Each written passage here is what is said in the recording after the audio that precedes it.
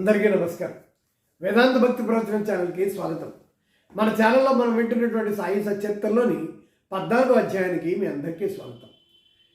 శుక్లాంబరధరం విష్ణుం శశివర్ణం చతుర్భుజం ప్రసన్నవదనం ధ్యాయేత్ సర్వవిఘ్నోపశాంతయే. గురు బ్రహ్మ గురు విష్ణు గురుదేవో మహేశ్వర గురు సాక్షాత్ పరబ్రహ్మ తస్మై శ్రీ గురవే నమః. గత అధ్యాయంలో అసాధ్యమైనటువంటి రోగాలను ఏ విధంగా బాబా నయం చేశారు అనే విషయాలు తెలుసుకున్నాం. ఈ అధ్యాయంలో రతన్జీ వాడియా అనేటువంటి ఆయనకి సంతానాన్ని ఏ విధంగా ప్రసాదించారు బాబా అనేటువంటి విషయాన్ని చెప్తారు. ఒక యోగేశ్వరుడి జీవితం లోపల వెలుపల కూడా సహజంగా అత్యంత మధురంగా ఉంటుంది. వారు నడిచినా భుజించినా మాట్లాడినా ఏ పని చేసినా అన్నీ కూడా మధురంగానే ఉంటాయి.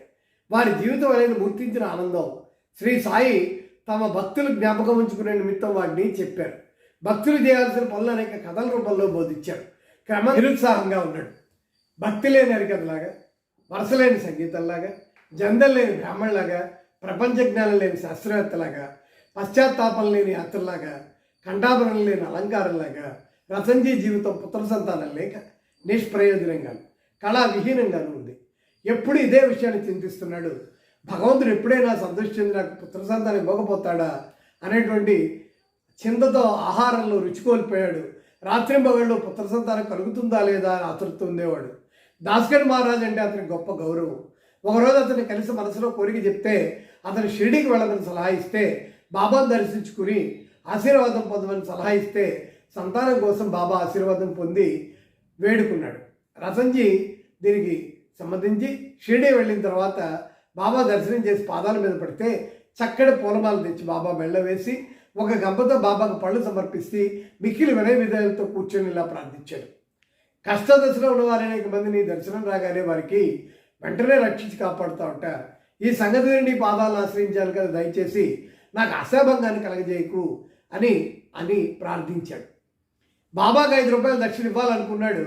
బాబా అతను 5 రూపాయలు దక్షిణ కోరి అతను పైకం ఇచ్చేలోపే 3,14,0 ఇంతకు పూర్వమే ముట్టాయని, కాబట్టి 1,2,0 మాత్రమే ఇవ్వాలని చెప్పారు. దీనికి ఆశ్చర్యపోయాడు.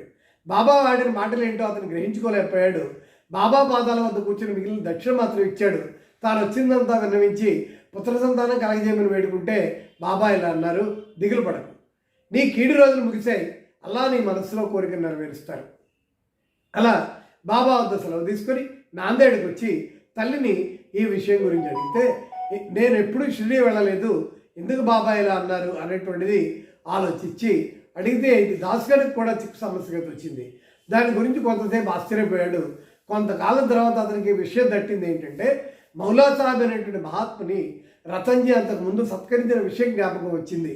నాందేడ్లో మౌలా సాహెబ్ గురించి తెలియని వారు ఎవరు లేరు. వారి నెమ్మదైనటువంటి యోగి రతన్జీ షిరిడీ పౌరస్తించగానే మౌలా సాహెబ్ రతన్జీ ఇంటికి వస్తే ఈ డబ్బులు అతనికి ఇవ్వడం జరిగింది. బాబా సర్వజ్ఞతని ఎంతో ఆశ్చర్యపోయాడు రతన్జీ. ఈ సమాధానం దాస్కర్ రతన్జీకి చెప్తే ఎంతో సంతృష్టిపడి స్థిరమైనటువంటి నమ్మకాన్ని పొందాడు. బాబా అంటే కొద్ది కాలానికి పుత్ర సంతానం కలిగింది. ఆ దంపతుల ఆనందానికి ఎలాంటి మితి లేకుండా పోయింది. తర్వాత వాళ్ళకి 12 మంది సంతానం కలిగారు, కానీ 4 మాత్రమే బతికారు. ఇకపోతే హరివినాయక్ సాటే తన మొదటి భార్య కాలం చేసిన తర్వాత 2వ వివాహం చేసుకుంటే పుత్ర సంతానం కలుగుతుందని బాబా ఆశీర్వదించిన కథ ఉంది. అలాగే 2వ భార్య వచ్చిన తర్వాత 2 కుమార్తెలు కలిగారు. నిరుత్సాహం చెందాడు, కానీ బాబా మాటలు ఎప్పటికీ కూడా అసత్యాలు కావు. 3వసారి కొడుకు పుట్టాడు. బాబా వాక్కు నిజమైంది. చాలా సంతోషపడ్డాడు. ఇకపోతే దక్షిణ గురించి బాబా ఏం చెప్పారు అనేటువంటివి చూస్తే, మొట్టమొదటి అసలు బాబా ఏం తీసుకునేవారు కాదు. కాల్చిన అగ్గిపుల్లలు మాత్రమే జాగ్రత్త పెట్టుకుని జేబులో వేసుకునేవారు. భక్తులు కానీ ఇతరులు కానీ ఏమి అడిగేవారు కాదు. ఎవరైనా ఒకదాన్ని కానీ 2 కాళ్ళు కానీ ఇస్తే వాటితో నూనె పొగాకు కొనేవారు. బీడి చిలుము పీల్చేవారు. రిక్తాస్తాలతో యోగులు చూడరాదని కొందరు 1 కానీ 2 పైసలు కానీ బాబా ముందర పెడితే ఒక కానీ బాబా జేబులో ఉంచుకునేవారు. అర్ధనైతే ఇచ్చేసేవారు. బాబా కీర్తి అన్ని దశలకు వ్యాపించిన తర్వాత అనేక మంది గుంపులుగా వచ్చి బాబాకి దక్షిణలు ఇస్తూ ఉండేవారు.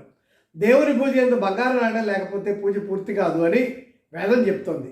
దేవుని పూజ ఎందు నాణ్యం అవసరమైతే మరి యోగుల పూజ ఎందు మాత్రం ఎందుకు కూడకూడదు? శాస్త్రాల్లో కూడా ఏమని చెప్పబడిందో వినండి. భగవంతుని, రాజుని, యోగిని, గురుని దర్శించడానికి వెళ్ళేటప్పుడు రిక్తహస్తాలతో వెళ్ళకూడదు.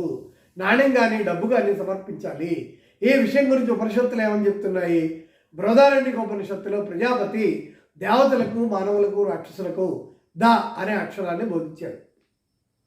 ఈ అక్షరం వల్ల దేవతలు దమమును అవలంబించాలని గ్రహించారంటే ఆత్మను స్వాధీనం ఉంచుకోవాలి. మానవులు ఈ అక్షరాన్ని దానంగా గ్రహించారు, రాక్షసులు దీన్ని దయా అని గ్రహించారు. దీన్ని బట్టి మానవులు దానం చేయాలని నియమం ఏర్పడింది.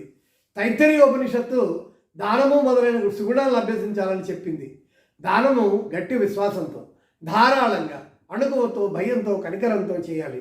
భక్తులకు దానం గురించి బోధించడానికి, ధనమునందు వారికి అభిమానం పోగొట్టుకి, వారి మనసుల్ని శుభ్రపరచడానికి బాబా దక్షిణ అడిగేవారు. కానీ ఇందులో ఒక విశేషం ఉంది. ఏంటంటే బాబా పుచ్చుకున్న దానికంటే 100 రెట్లు ఎక్కువ ఇవ్వాల్సి వచ్చింది. ఇలా అనేక మందికి జరిగింది.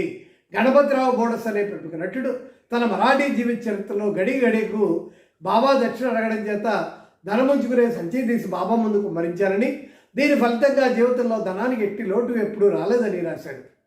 అలాగే బాబా దక్షిణ అడిగినప్పుడు ధనమే ఇవ్వక్కర్లేదని అర్థం వచ్చే సంఘటనలు ఇక్కడ చెప్తున్నాయి.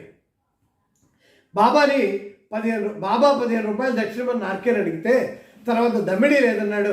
దానికి బాబా ఇలా అన్నారు, నీ వద్ద ధనం లేదని నాకు తెలుసు, కానీ నీవు యోగ వాసిష్టం చదువుతున్నావు కదా, దాని నుంచి నాకు దక్షిణ ఇవ్వు. అంటే దక్షిణ అంటే గ్రంథం నుంచి నేర్చుకున్న విషయాలు నాకు చెప్పు అని అర్థం. ఇంకోసారి తర్కడ భార్య 6 రూపాయలు దక్షిణమని బాబా అడిగితే పైకి లేకపోతే మిగిలి చిన్నపోతే 6 శత్రువుల్ని ఇవ్వని బాబా భావం వచ్చేలాగా చెప్పారు. అంటే కామ, క్రోధ, లోభ, మోహ, మద, మత్సర్యాలు. బాబా దక్షిణ రూపంలో కావాల్సిన ధనం వసూలు చేసినా కూడా దాన్ని అంతా కూడా ఆ రోజే పంచిపెట్టేసేవాళ్ళు. ఆ మరుసటి రోజు బాబా రిక్త ఫకీర్ అవుతూ ఉండేవాళ్ళు. 10 సంవత్సరాల కాలం వేల కొలది రూపాయలు దక్షిణ రూపంలో వచ్చినా బాబా సమాధి చెందే నాటికి 7 రూపాయలు మాత్రమే ఆయన దగ్గర ఉన్నాయి. 1000 ఏళ్ళ బాబా దక్షిణ పుచ్చుకోవడానికి భక్తులకి ధ్యానము, త్యాగము నేర్పించడం కోసమే. బాబా అందరినీ దక్షిణ అడిగేవాళ్ళు కాదు. అడగకుండా ఇస్తే ఒకప్పుడు పుచ్చుకునేవారు, ఇంకొకప్పుడు వద్దనేవారు. బాబా కొంతమంది భక్తుల వద్ద దక్షిణ అడిగేవారు, బాబా అడిగి ఇచ్చేవారు వద్ద బాబా దక్షిణ పుచ్చుకునేవారు. తమ ఇష్టానికి వ్యతిరేకంగా ఎవరైనా దక్షిణ ఇస్తే దాన్ని ముట్టేవారు కూడా కాదు. ఎవరైనా దక్షిణ తమ ముందుంచుకొని దాన్ని తిరిగి తీసుకొని బొమ్మనేవారు. బాబా అడిగే దక్షిణ పెద్ద మొత్తాలు కానీ చిన్న మొత్తాలు కానీ భక్తుల కోరికలు, భావము, వసతి బట్టి ఉండును. స్త్రీలు, పిల్లల వద్ద కూడా బాబా దక్షిణ అడిగేవారు. వారందరూ ధనికులని, బేదలని దక్షిణ అడగలేదు. తాము అడిగిన దక్షిణ ఈయన వారిపై బాబా కోపించలేదు. ఎవరి ద్వారా భక్తులు దక్షిణ పంపినా తెచ్చివారు మర్చిపోతే గుర్తుకు చేసుకుని మరీ తీసుకునేవారు. తిరిగి దాన్ని పూజలో పెట్టుకోవడానికి ఇచ్చేవారు. దీనివల్ల భక్తులకి మిక్కిలి ప్రయోజనం కలిగేది. అనుకున్న దానికంటే ఎక్కువ ఇస్తే మాత్రం తిరిగి ఇచ్చేసేవాళ్ళు. ఒకప్పుడు భక్తులు దానికంటే ఎక్కువగా ఇవ్వమనేవాళ్ళు. లేకపోతే ఎవరి వద్దైనా బదులు పుచ్చుకొని కానీ అడిగి తీసుకొని కానీ ఇవ్వమనేవాళ్ళు. కొందరి వద్ద ఒకేసారి 3-4 సార్లు దక్షిణ తీసుకునేవారు. ఇలా వచ్చినటువంటి దాన్ని కొంత చిలుముకి దురికి ఖర్చు పెట్టేవాళ్ళు. మిగిలిన దాన్ని పేదలకు ఇచ్చేవారు. 50 రూపాయల మొదలు 1 రూపాయి వరకు నిత్యాన్నదానం చేసేవాళ్ళు. షిరిడీ సంస్థల్లో ఉన్న విలువైన వస్తువులన్నీ రాధాకృష్ణమయ సలహా చేత భక్తులు తెచ్చిచ్చారు. ఎవరైనా వస్తువులు తెస్తే బాబా వాటిని తిట్టేవారు. నానాసాహెబ్ చందోర్కర్తో తన ఆస్తి అంతా ఒక కౌఫీనము, ఒక విడిగుడ్డ, ఒక కఫిని, ఒక తంబిరేలు గ్లాసు మాత్రమే అని, అయినప్పటికీ భక్తులు అనవసరమైనటువంటి, నిష్ప్రయోజనమైనటువంటి విలువైనటువంటి వస్తువులు తెస్తున్నారని అనేవాళ్ళు. మన పారమార్థికానికి ఆటంకాలు 2. మొదటిది స్త్రీ, రెండవది ధనం. షిరిడీలో బాబా ఈ 2 సంస్థల్ని నియమించారు. ఒకటి దక్షిణ, రెండవది రాధాకృష్ణమాయ్. తమ భక్తులు రెంటిని ఎంతవరకు విడిచిపెట్టారో పరీక్షించుటకై బాబా వీరిని నియమించారు. భక్తులు రాగానే దక్షిణ పుచ్చుకొని రాధాకృష్ణమాయ్ ఇంటికి పంపేవారు.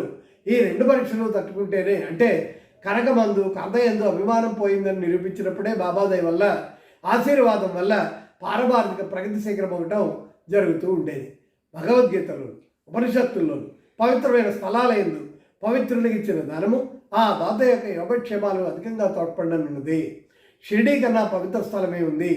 దైవం సాయిబాబా కంటే ఇంకా గొప్ప ఎవరు? శ్రీ సచ్చిదానంద సద్గురు సాయినాథ్ మహారాజ్ की जय, द्वारकामाई को जय, श्री गुरुदेव दत्त को जय.